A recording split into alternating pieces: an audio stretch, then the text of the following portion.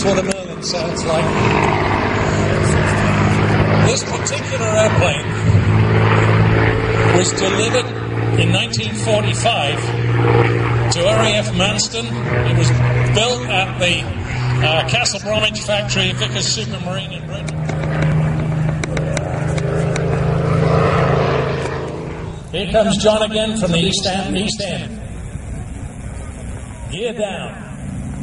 And you'll notice the way that gear folds, it folds backwards behind that front spar.